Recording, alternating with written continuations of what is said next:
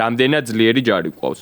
რაც არ უნდა რთული მოსასმენი იყოს, პირდაპირ უნდა ითქვას, რომ რეგიონში ყველაზე სუსტი ჯარი ყავს. წელს იყო პირველი წელი, უბრალოდ გასულ წელს 2024 წელს, როცა გლობალური სიძლიერის ინდექსი სომხეთმა გადაგვიწვა და 86 პოზიციას ვიკავებთ.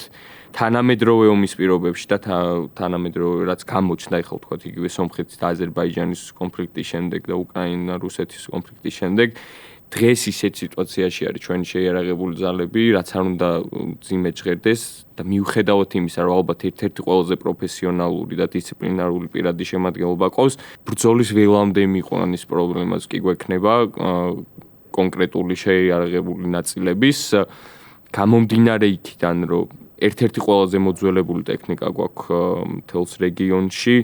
ფაქტობრივად არ გაგვაჩნია საჰაერო თავდაცვის სისტემები, რომელიც კრიტიკულად მნიშვნელოვანი არის და ეს ჩვენმა ბოლო სამხედრო კონფლიქტებმა გამოაჩინა ჩვენი თავდაცვის უნარიანობისთვის.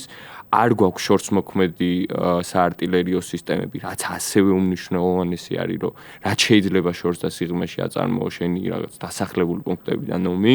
თანამედროვეობაში არ ჭრის ის გამოთქვა, რომ ვაშკაცსა გული რკინისა, აბჯარი თუნდაც ხისაო, ანუ სივაშკაძე და პირადი შემადგენლობის პროფესიონალიზმი მხოლოდ და მხოლოდ მაშინ შეიძლება იყოს შედეგიანი, რაც არ უნდა ძიმე ჟღერდეს ეს ჩვენთვის, როცა შესაბამისი შესაძლებლობები აქვს, რომ მათ ეს გამოავლინონ ბრძოლის ველზე.